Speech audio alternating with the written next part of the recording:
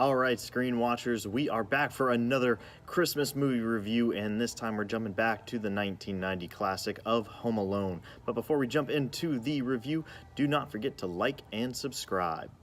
Shh, they're about to start the movie.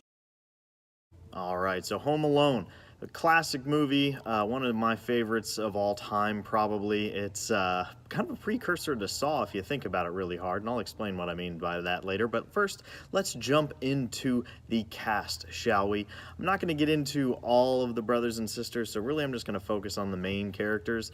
You have Macaulay Culkin, who plays Kevin McAllister. He is the main character in the entire movie.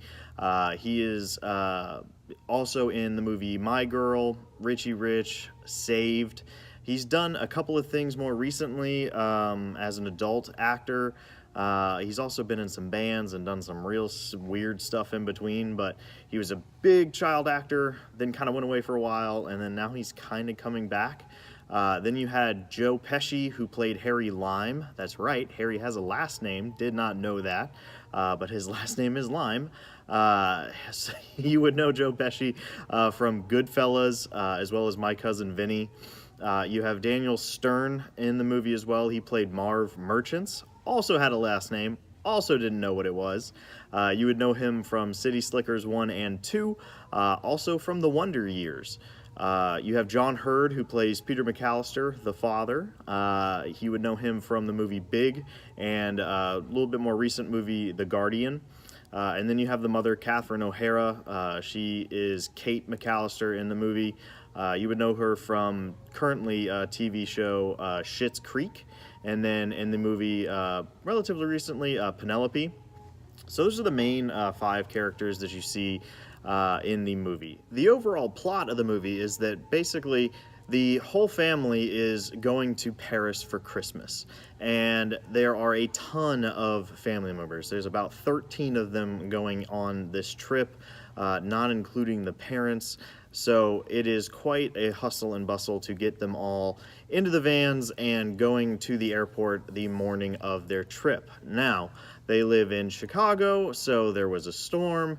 And the night before, there was a little scuffle between Kevin and one of his brothers, and accidentally his ticket gets thrown away, and then the storm knocks out the power, so they wake up late, and in the scramble to get everything ready and everybody in the vans and to the airport on time, Kevin gets left alone to be home alone on Christmas. Now, that sounds pretty sad, but he had been very angry with his family, so he had actually wished the night before that his family would just disappear.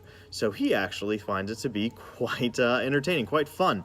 Well, there are some not so good people in this world, both in the real world and in the Home Alone universe, and that's where Joe Pesci and Daniel Stern's characters Harry and Marv come into play. They had been casing their neighborhood. There's a lot of nice houses, lots of nice things that they have found in this neighborhood that they would like to steal. They become known as the Wet Bandits because their calling card is letting the house flood afterwards, which is just silly. But so they've kind of chosen Kevin's house as the big fish that they're gonna take down at the end of their crime spree, and they knew that the family was leaving for Paris.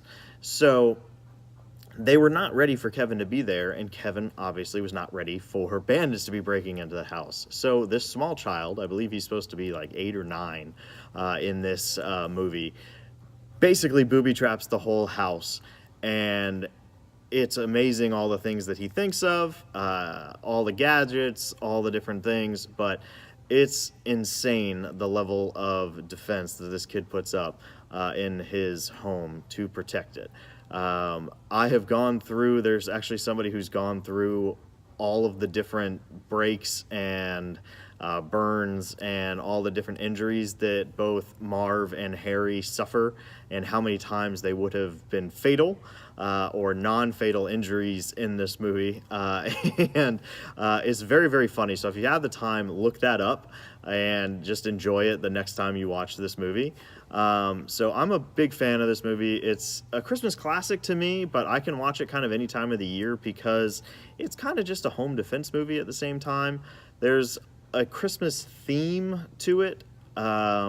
It all happens around Christmas, and then the whole family dynamic again comes in at the end with Kevin wishing away his family and then feeling lonely. So there's a lot of things that go into the movie that's more than just defending his house. So that's kind of where I see it kind of turning into Saw. There's another theory that as Kevin grows up, he turns into be the Saw killer guy. So he's so good at becoming or setting up booby traps that he ends up doing it later on, and it's the same universe as the Saw 1, 2, 3, 4, 5, and all the way up to 10 or however many Saw movies there are now. So I actually think I might subscribe to that theory.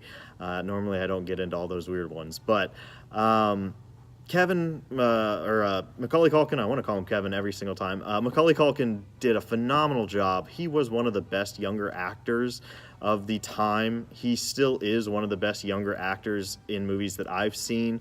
He was on camera for 90% of the movie by himself and had to act alone, and it's very, very rare to have that happen. Usually you're interacting with other people, usually you're interacting with a CGI character like nowadays, and you have green screens and things where that can also get complicated, but this is really just a kid alone in a house, and he's having to portray all these different feelings and emotions and things like that. So I really give him a lot of credit for his talent at that age.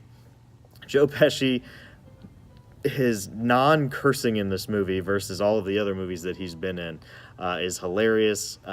He just kind of goes into Yosemite Sam bouts. Daniel Stern is hilarious in this one, as well as the sequel. But I love the parents. I actually enjoy all of the brothers and sisters. They do act like family for some. It's hard to have that big of a cast actually feel like a family. But I enjoyed Home Alone. I think it is definitely a good movie. I think even though it came out in 1990, it holds up pretty gosh darn well. I don't think this would be a movie that would be made today. I just don't think we would have the stones to pull it off now. I don't think any of the production companies would say, yeah, let's have this happen and have this kid be torturing these people. But there's no gore or anything like that, so it is family friendly. It's kind of kitschy and cute at times. So again, it's family friendly, so if you have kids, you can definitely watch this movie, and I suggest it if you have not. So that is my review of 1990's Home Alone. What did you think about it? Have you seen it? Let me know in the comments down below. We are knocking out these Christmas movies left and right, but there are a ton of them out there, so I'm going to try to get to as many as I can. Other than that, hopefully your popcorn is always fresh and you enjoyed your day at the cinema, whether it is out at your local theater or in your local theater in your home. I'm the Screen Watcher, and I will talk to you all next time.